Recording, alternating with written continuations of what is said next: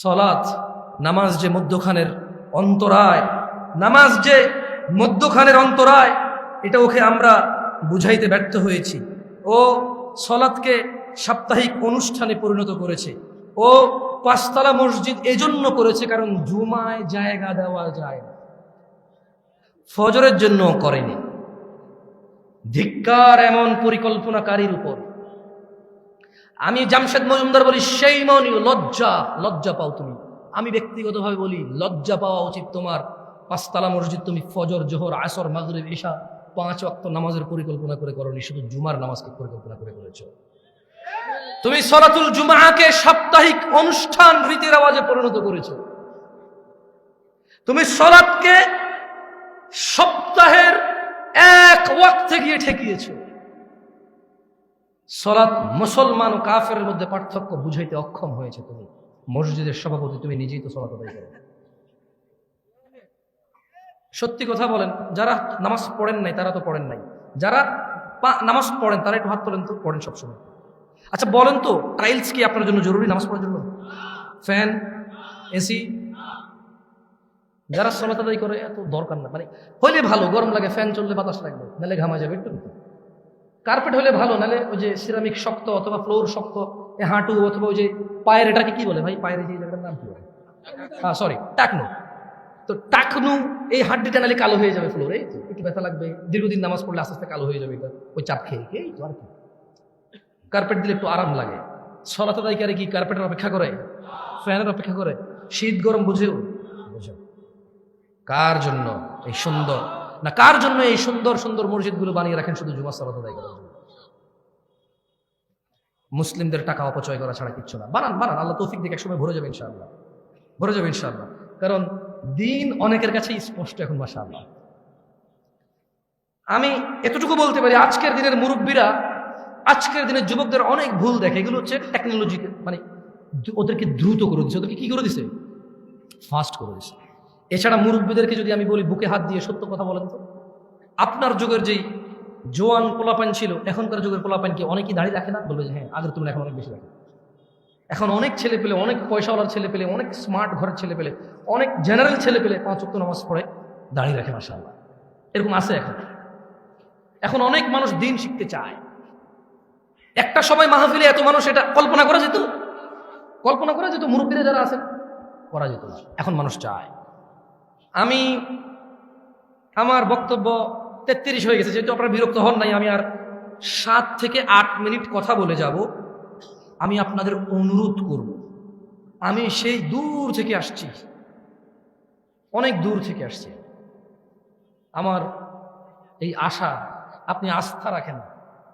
আমি আল্লাহর কাছে অতটুকু কামনা করি, আমি আল্লাহর কাছে বলি যে ইয়া আল্লাহ, যেহেতু আমি যদি কাউকে কিছু শিখাই, সে যদি আমার থেকে শিখে এটা আমল করে, সে যতটুকু পাবে তার থেকে কমবে না, আমাকে তুমি অতটুকু দিবা। সেজন্য আমি আল্লাহর কাছে দোয়া করি, আল্লাহ আমি যা শিখাই মানুষকে, তুমি তা শিখে মানার তৌফিক দান করো, এবং আমাকেও তা পালন করার সর্বোচ্চ তৌফিক দান করো। 6 থেকে 7 মিনিট বা 10 মিনিট কথা বলবো, মনোযোগ দিয়ে শুনেন, দেখেন আপনার জীবন পরিবর্তন হয় কিনা। যদি এতে না হয়, আপনি চেষ্টা করিয়েন, যাতে ইলম অর্জন করার চেষ্টা করেন, যাতে আপনার জীবনটা পরিবর্তন হয়। ইলম ছাড়া জীবন পরিবর্তন আসবে না। আন আবি হুরায়রা রাদিয়াল্লাহু আনহু قال, আপনারা সবাই আছেন? মনোযোগ সহকারে বলেন বিসমিল্লাহ। সুবহানাল্লাহ, সুবহানাল্লাহি ওয়া বিহামদিহি, সুবহানাল্লাহিল আযীম, সুবহানাল্লাহি ওয়া বিহামদিহি, সুবহানাল্লাহিল আযীম। বলেন আল্লাহুম্মা সাল্লি আলা মুহাম্মদ ওয়া আলা আলি মুহাম্মদ কামা সাল্লাইতা আলা ইব্রাহিম ওয়া আলা আলি ইব্রাহিম إنك حميد مجيد اللهم بارك على محمد وعلى آل محمد كما باركت على إبراهيم وعلى آل إبراهيم إنك حميد مجيد। দেখেন আপনাকে কি দিতে পারবো ভাই আমি জানি না, তবে এতটুকু বলি, আল্লাহ নবী সাল্লাল্লাহু আলাইহি ওয়াসাল্লাম বলেছে সুবহানাল্লাহ একবার করলে আসমান জমিনের খালি জায়গা নেকিতে পূর্ণ হয়ে যায়। সো আপনি এটা বলছেন আলহামদুলিল্লাহ। এরপর বলছে আলহামদুলিল্লাহ তামলাউল মিজান, আলহামদুলিল্লাহ বললে কিয়ামতের মাঠে যে পাল্লা হবে, মাপবে, গুনাহ এবং নেকি মাপবে। আলহামদুলিল্লাহ তামলাউল মিজান, আলহামদুলিল্লাহ শব্দটা বললে মিজান ভারী হয়ে যায়। সো এই জন্য আলহামদুলিল্লাহ বলাইছি, সুবহানাল্লাহ বলাইছি। ওই জিকির করাই নাই আর কি, শিখাইছি। জিকির করে নাই, বলো লা ইলাহা, এগুলো করে না, ওটা করি নাই আর কি। শিখাই দিছি যে সুবহানাল্লাহ বলিয়েন, আসমান জমিনের খালি জায়গা পূর্ণ হবে নাকি। এবং ওই যে দুরূদ যদি কেউ একবার পড়ে, কয়বার? 10 বার রহমত নাজিল হবে। কয়বার? সরি, 10টা রহমত। কয়টা?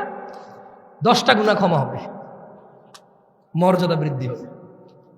তো যদি আজকের মাহফিল থেকে যে বলেন যে কি পাইছি, আমি ভাই আপনাকে মুসলমান থাকার মিনিমাম উপায় বলব, মানে এরপরে আপনি আর মুসলমান না, এরপরে আপনি আর মুমিন না, এটা মিনিমাম। এটা কি আমি এখন যেটা বলবো এটা হচ্ছে মানে মুসলমান আর কাফের, মুনাফিক আর মুসলমান, মুশরিক আর মুসলমানের মধ্যে পার্থক্যটা দিয়ে যাবো আপনাকে।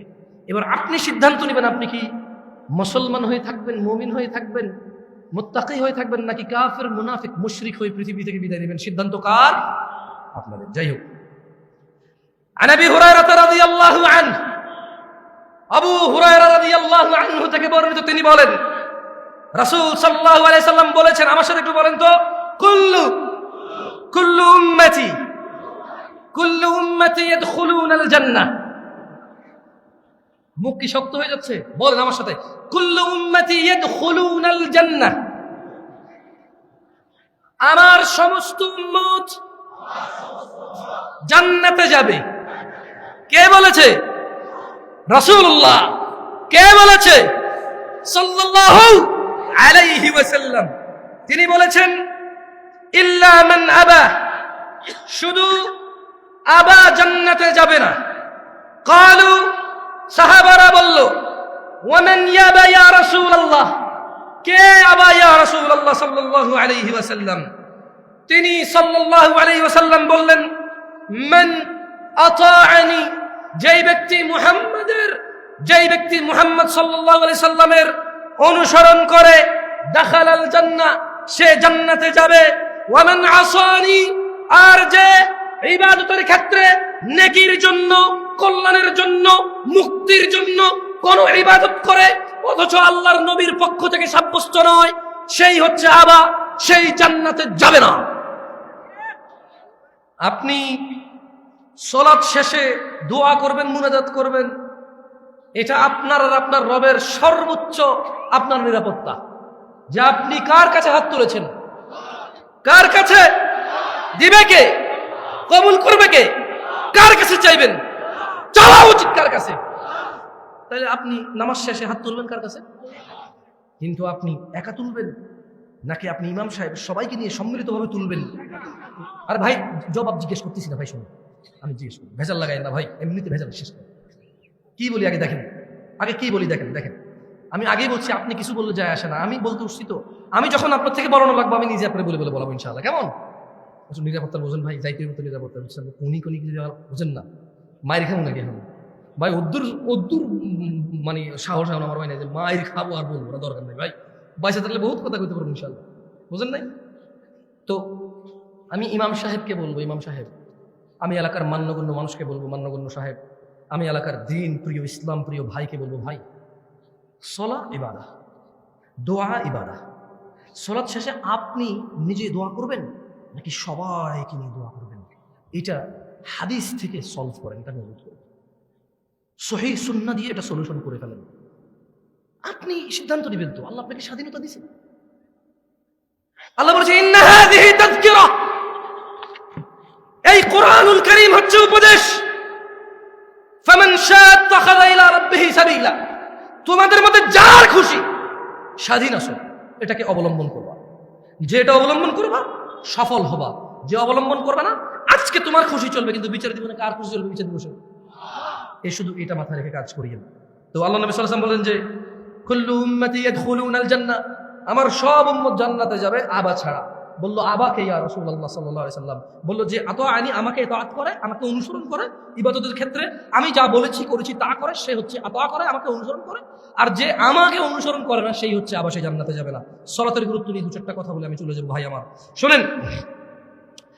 عن معاذ بن جبل رضي الله عنه قال قال رسول الله صلى الله عليه وسلم, আল্লাহ রাসূল সাল্লাল্লাহু আলাইহি ওয়াসাল্লাম বলেন, মুআয ইবনে জাবাল থেকে বর্ণিত, আলা উখবিরুকা বিরাসিল আমরি কুল্লিহি ওয়া আমুদিহি ওয়া যিরওয়াতি সানামিহি, আমি কি সমস্ত কাজের মূল স্তম্ভ ও সর্বোচ্চ শিখর সম্পর্কে তোমাদের জানিয়ে দেব না? কুলতু বালা ইয়া রাসূলুল্লাহ। মুআয ইবনে জাবাল রাদিয়াল্লাহু আনহু বলছেন যে আমি বললাম হ্যাঁ, হে আল্লাহর রাসূল আপনি আমাদেরকে জানিয়ে দিন। কল, আল্লাহর নবী বলেছে রাসূল আমরি আল ইসলাম, তিনি বললেন সকল কাজের মূল ইসলাম। সকল কাজের মূল কি? সকল কাজের মূল কি? ওয়া আমুদুহুস সালাহ, আর ইসলামের স্তম্ভ হলো নামাজ। ইসলামের স্তম্ভ কি? সকল কাজের মূল কি? সকল কাজের মূল কি? সকল কাজের মূল কি? সকল কাজের মূল কি? ইসলামের স্তম্ভ কি? ইসলামের স্তম্ভ কি? আপনার যত ইবাদত আছে, সরি বেশি বলছি, আপনার যত ইবাদত আছে এই সবগুলোর মূল কি? ইসলাম। সকল কাজের মূল কি? সকল কাজের মূল কি? এই এত বড়, ওকে কেমন? ওয়া আমুদুহুস সালাহ, আর ইসলামের স্তম্ভ কি? ইসলামের স্তম্ভ কি? স্তম্ভ। এই হলো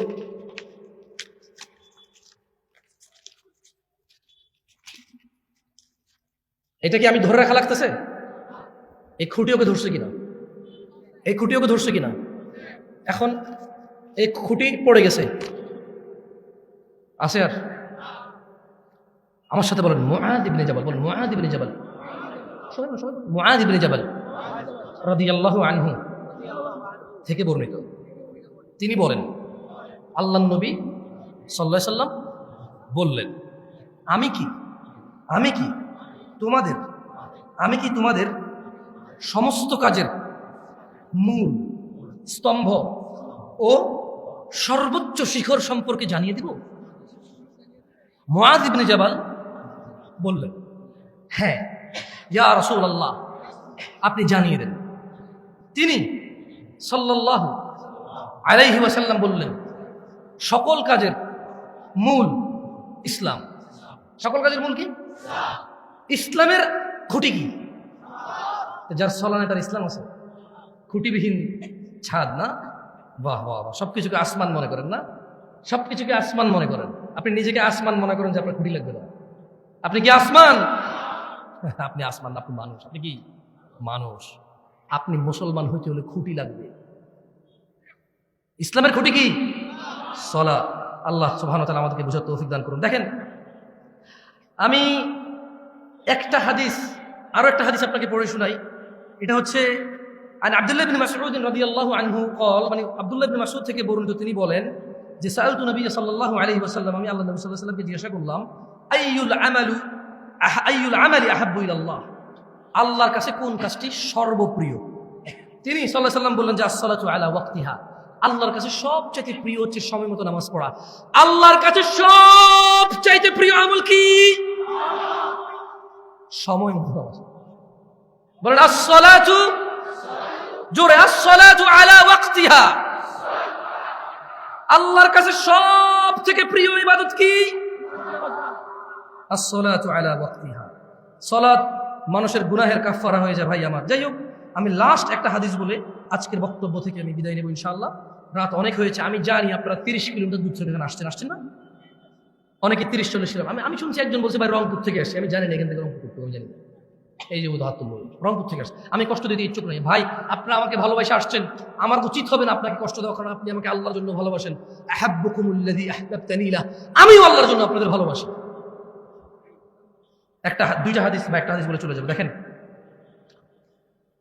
ভাই আমার, আন সাঈদ ইবনে মুসাইয়্যিব রাদিয়াল্লাহু আনহু থেকে বর্ণিত। না কথা বলিয়েন না প্লিজ, একটা হাদিস স্যার, প্লিজ কথা বলিয়েন না। এইটা মানে আমি যে এতক্ষণ বলছি যে মুনাফিক মুশরিক হয়ে মরবেন নাকি মুসলমান হয়ে মরবেন, এই হাদিস থেকে বলছি আমি আসলে। যে সাঈদ ইবনে মুসাইয়্যিব রাদিয়াল্লাহু আনহু থেকে বর্ণিত, তিনি বলেন আল্লাহর নবী সাল্লাল্লাহু আলাইহি ওয়াসাল্লাম বলছে যে বাইনানা ওয়া বাইনাল মুনাফিকিন, আমাদের মুসলমানদের, আমাদের মুমিনদের, আমি আর আমার উম্মতের মধ্যে পার্থক্য হচ্ছে। আমি একটু ব্যাখ্যা করে বললাম আর কিভাবে উনি বলেন। উনি বলেছে যে বাইনানা, আমাদের, ওয়া বাইনাল মুনাফিকিন, মুনাফিকদের মধ্যে পার্থক্য হচ্ছে শুহুদুল ইশাই ওয়াস সুবহ, ঈশার নামাজ আর ফজরের নামাজ উপস্থিত হওয়া। মুনাফিকরা উপস্থিত হতে পারে না। যাই হোক, আজকের দিনের শেষ হাদিসটা আমার সাথে পড়ে আমরা চলে যাব, কেমন? এটা শেষ হাদিস, পড়বেন যত শক্তি আছে শরীরে এটা দিয়ে পড়েন যাতে মনে থাকে। বলেন আমার সাথে, বলেন আন জাবির রাদিয়াল্লাহু আনহু উঠে দাঁড়ান, সবাই উঠে দাঁড়ান, দাঁড়ায় পড়েন এটা, কারণ ওয়াজ শেষ। দাঁড়ান দাঁড়ান ভাই, ভাই হয়েছে, ভাই হয়েছে হয়েছে। পুলিশ একজন এসে গুলি করে দুইটা আজকে বাড়ি দিলে কই দৌড়াবে? ওকে ওকে, এবার বলেন আন, জোরে আন। জাবের রাদিয়াল্লাহু আনহু, জাবের রাদিয়াল্লাহু আনহু থেকে বর্ণিত, তিনি বলেন আল্লাহর রাসূল সাল্লাল্লাহু আলাইহি সাল্লাম বলেছেন, বাইনাল আবিদি, বাইনাল আবিদি, সবাই হাত রাখেন, বাইনাল আবিদি, বাইনাল আবিদি ওয়া বাইনাল কুফরি, বাইনাল আবিদি ওয়া বাইনাল কুফরি তারকুস সালাহ, বান্দা এবং কুফরের মধ্যে পার্থক্য হচ্ছে তারকুস সালাহ, নামাজ ছেড়ে দেওয়া। যে নামাজ পরিপূর্ণ ছাড়ে সে কুফরিতে নিমজ্জিত হয়। আকুলু কওলি হাযা ওয়াস্তাগফিরুল্লাহ লি ওয়া লিসাইরিল মুমিনিন ফাস্তাগফিরু ইন্নাহু হুয়াল গফুরুর রহিম। সুবহানাকাল্লাহুম্মা ওয়া বিহামদিকা আশহাদু আল্লা ইলাহা ইল্লা আনতা আস্তাগফিরুকা ওয়া আতুবু ইলাইক। আসসালামু আলাইকুম ওয়া রাহমাতুল্লাহি ওয়া বারাকাতুহু।